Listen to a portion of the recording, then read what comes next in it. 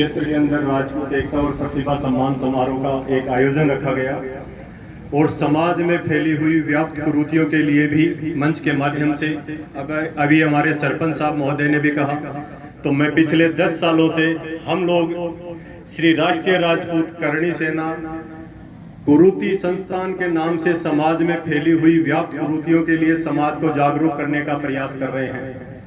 चाहे वह टीका प्रथा हो, चाहे दिखावा प्रथा हो, चाहे मृत्यु भोज हो, चाहे सार्वजनिक रूप से शराब हो, इन सभी का पूरी तरह से विरोध करते हैं। समाज को विचारों के माध्यम से जागरूक करने का प्रयास कर रहे हैं और कहीं तक इसमें सफलता भी हासिल हो रही है कि आज समाज के सामने जो लोग अपने बच्चों की बोली लगाया करते थे, व्यापार के रूप में करते थे, उन्होंने अपने बच्चे की समाज के सामने बोलियां लगाना बंद कर दी है। क्योंकि एक तरफ तो आप बच्ची का हाथ मांग रहे हो और दूसरी तरफ अपने बच्चे का सौदा उसी पिता से कर रहे हो जो आपको बच्ची देगा, जो आपका वंश वृद्धि करेगा, जो आपके परिवार की सेवा करेगी, आजीवन आपके परिवार के साथ रहेगी। उस पिता के सामने आप झोली फैला देते हो और उस पिता को इतना मजबूर कर देते हो कि वह कहीं ना कहीं अपनी जमीन बेचे, चाहे जायदाद बेचे, कर्जा लेना पड़े, लेकिन वह आपको 11 लाख 21 लाख जो भी गाड़ी गुड़ी प्लाट वगैरह की कई डिमांड होती थी, लेकिन धीरे धीरे इस पे लगाम लगती जा रही है।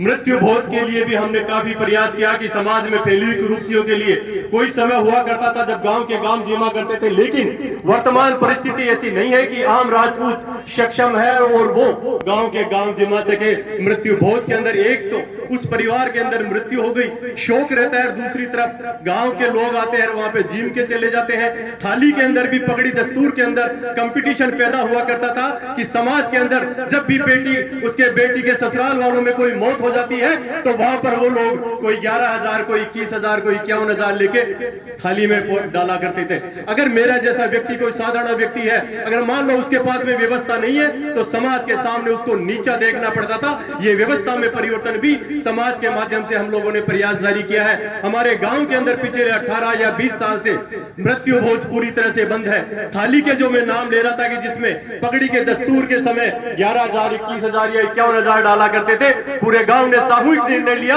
और सिर्फ 100 रुपए रखा है। चाहे आप कितने भी अमूल हो, चाहे गरीब हो, सिर्फ 100 रुपए से ज्यादा कोई नहीं डालेगा। आज मृत्यु के समय जब हम देखते हैं कि वहां पे पगड़ियां वो बेस लेके आते हैं, लुगड़ियां मंगाते हैं, वो कोई काम नहीं आती। लेकिन हमारी समाज की महिलाओं को यह चिंतन करना पड़ेगा कि इसमें हम परिवर्तन करें, समाज की जमीनें नहीं बिके, यही हमारा एक उद्देश्य रहता है। समाज के अंदर फैली हुई सार्वजनिक रूप से जो शराब का बहिष्कार है वह होना ही चाहिए। जब भी बारात आती है ऐसे चिंतन शिविर लगते हैं, जो साधारण व्यक्ति है वह प्लेट लेकर इधर उधर घूमता रहता है, लेकिन जो शराब की टेबलों पर बैठते हैं उनकी सारी व्यवस्थाएं होती है। तो ये शराब के ऊपर पाबंदी लगनी ही चाहिए, क्योंकि 36 कौमों के लोग आकर आपके उस पंडाल में बैठते हैं, लेकिन हम लोग जब उन लोगों के जाते हैं तो वो एक ही बात कहते हैं कि हमारे यह शराब की व्यवस्था सार्वजनिक रूप से नहीं होती। तो फिर उन लोगों के हमारे यहाँ आने पर वह व्यवस्था लागू क्यों हो जाती है? चिंता करने की, सिर्फ सोचने की बात है। समाज में अनेकों बुराइयां हैं। समाज के अंदर हम लोगों ने देखा है जैसे एकता की बात हो रही है, हर मंच के माध्यम से यह सुनने को मिलता है कि राजपूत समाज के संगठनों को एक होना चाहिए, भाई भाई को एक होना चाहिए। लेकिन सबसे पहले मैं उन्हीं से सवाल जवाब करना चाहूंगा कि जो आप कहते हो मंचों के माध्यम से, क्या आपका परिवार तो एक है? समाज की संस्थाएं भी अपना दायित्व भूल चुके हैं। उनको समाज के जो जनप्रतिनिधि हैं वह भी कहीं ना कहीं दायित्व भूल चुके हैं। हर मंच के माध्यम से मेरे को लोग यह कहते हैं कि आप समाज के राजनेताओं को टारगेट करते हो। मैं टारगेट नहीं करता। कल भी राजपूत सभा जयपुर जगतपुरा के अंदर मीटिंग थी, वहां पर भी यह मुद्दा उठा तो मैंने सार्वजनिक रूप से कहा कि मैं सार्वजनिक समाज के जो राजनेता है उनको टारगेट नहीं करेंगे, लेकिन जब भी हमारे महापुरुषों पर दूसरे समाज के लोग उंगली उठाते हैं, हमारे महापुरुषों पर गलत टिप्पणियां करते हैं, अगर उस समय हमारे द्वारा चुने गए विधायक, सांसद या मंत्री चुप रहते हैं तो ऐसे नकारा समाज के जो भी चाहे जनप्रतिनिधि है उनका विरोध करना ही चाहिए और उनको याद दिलाना चाहिए कि समाज में जिसमें आपने जन्म लिया है उसके प्रति भी आपका कुछ दायित्व बनता है। लेकिन आज जब भी चुनाव आते हैं राजपूत समाज के महापुरुषों को टारगेट कर दिया जाता है, उन पे गलत गलत टिप्पणियां की जाती है, लेकिन हमारे विधानसभा से लेकर लोकसभा और संसद तक सभी लोग मौन रहते हैं। धन्यवाद देना चाहूंगा इस युवा करणी सेनाओं को, चाहे वह किसी भी नाम से जाने जाए, लेकिन सड़क पे उतरती है और विरोध दर्ज कराती है। ऐसी सेनाओं को मैं धन्यवाद, दिल की गहराइयों से आभार व्यक्त करता हूं, जो युवा भविष्य की चिंता न करते हुए भी समाज के न्याय दिलाने के लिए सड़कों पे उतरते हैं। ऐसे समाज के जनप्रतिनिधि, चाहे सामाजिक संस्था हो चाहे भामाशाह हो, उनको सोचना चाहिए। बात आती है एकता की, एकता ऐसे नहीं होगी। कोई भी समाज की संस्था किसी के साथ जाकर मिलना पसंद नहीं करती जब तक कि उनको निमंत्रण नहीं दे दिया जाए। तो मैं आज इस मंच के माध्यम से एक निवेदन समाज से करना चाहूंगा कि सबसे पहले समाज के जो हमारे गुरु हैं, हमारे महापुरुष हैं, हमारे साधु संत हैं, हमारे कथावाचक हैं, उनका सम्मान करना सीखें। अगर आपको मंचों पे बुलाना है तो उन गुरुओं को बुलाए, समाज के उन कथावाचकों को बुलाए, समाज के उन संतों साधु संतों को बुलाए, क्योंकि हमने सुना ही नहीं है था कि 24 के 24 अवतार राजपूत समाज में जन्म लिए थे। तो फिर आज हम दूसरों को बुलाकर दूसरों के द्वारा महिमा मंडित क्यों होते हैं? समाज के साधु संतों को बुलाओ, समाज के गुरुजनों को बुलाओ, समाज के जो भामाशाह हैं उनको बुला करके इन मंचों पर बिठाकर वो ही समाज को मार्ग दिशा, सही दिशा दिखा सकते हैं। क्योंकि समाज की संस्थाओं के अंदर तालमेल नहीं बैठ पाता। यह मैं पिछले 35 साल से मैं भी समाज की हर मीटिंग के अंदर जाता हूं और वहां पर एक ही निवेदन करता हूं कि किसी भी तरह से दहेज के नाम पर समाज की जमीन नहीं बिकनी चाहिए।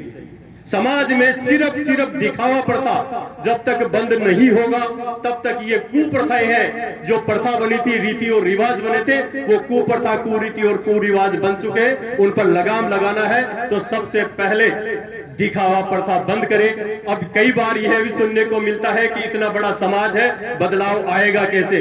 तो मैं यही कहता हूं कि बदलाव स्वयं से करें, खुद से करें। व्यक्ति से समाज बनता है, समाज से व्यक्ति नहीं। अगर आपको बुराई ढूंढनी है तो खुद की बुराई ढूंढो कि मेरे में क्या कमी है। अगर मेरे समाज का मैं भला करना चाहता हूं तो वास्तव में आपको खुद से शुरुआत करनी चाहिए। क्योंकि रघुवीर सिंह जी चौहान साहब और उनकी टीम का मैं दिल की गहराइयों से आभार व्यक्त करूंगा कि जिन्होंने 3 दिन पहले फोन करके कहा कि हमारे वहां बरडोह के अंदर राजपूत समाज एकता और प्रतिभा सम्मान समारोह रखा जा रहा है और आपको वहां पर आकर समाज की जो कुरीतियां हैं उनके बारे में बोलना है। और मैं बिल्कुल उनका दिल की गहराइयों से उनकी टीम का भी धन्यवाद देना चाहूंगा, क्योंकि ये व्यवस्थाएं एक दिन में नहीं होती है। जो व्यवस्थाएं करता है उनको पता है कि कितनी भाग दौड़ करनी पड़ती है, कितना पैसा खर्च करना पड़ता है। उसके बाद भी गांव में विराजे हुए लोग यहाँ तक टेंट में आने में शर्माते हैं। उनके लिए भी एक संदेश है कि आप खुद तो कुछ नहीं कर सकते, लोग जो कर रहे हैं, अगर आप आकर यहाँ पे बैठते तो आज उनका भी मनोबल बढ़ता और आगे आने वाले जो युवा हैं उनका भी कहीं ना कहीं मनोबल बढ़ता कि हमारे समाज के अंदर जो बाहर से लोग आ रहे हैं, जो समाज की प्रतिभाएं आ रही है, जिन प्रतिभाओं का सम्मान समारोह किया जा रहा है, उनको भी कहीं ना कहीं अच्छा लगता।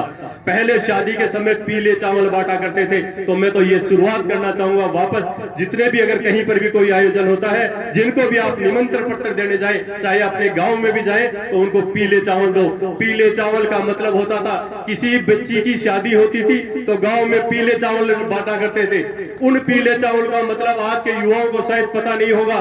पीले चावल का मतलब होता था कि आज से ये बच्ची की जिम्मेदारी जब तक शादी नहीं हो जाती, ये मेरी बच्ची नहीं, इस गांव की बच्ची है और ये जिम्मेदारी पूरे गांव की बनती है। इसी तरह से आज आपको अगर कोई आयोजन करते हो तो पीले चावल साथ में लेके जाओ कि ये प्रोग्राम हो रहा है, अगर ये सफल नहीं हुआ तो ये मेरी व्यक्तिगत छवि खराब नहीं होगी, बरडोह गांव की या अन्य कहीं पर भी कोई समाज आयोजन करेगा उस गांव की होगी। तो जब भी कोई आप ऐसा आयोजन जिंदगी में दोबारा या कहीं पे भी राजस्थान में कोई होता हो तो पीले चावल साथ लेके जाए और उनको याद दिलाए कि इन पीले चावलों का महत्व क्या होता है। आप लोगों ने यहाँ पर बुलाया, मान सम्मान दिया, कुरीतियों पर चर्चा की। कुरीतियों पर मैं पुनः कहना चाहूंगा कि जब तक दिखावा प्रथा पर आप लोग पाबंदी नहीं लगाओगे, यह कुरीतियां यूं ही पनपती रहेगी। हमारा एक ही उद्देश्य रहता है कि समाज की जमीनें इस दिखावा प्रथा के कारण से नहीं बिकनी चाहिए। बहुत बहुत आभार, धन्यवाद समस्त टीम को।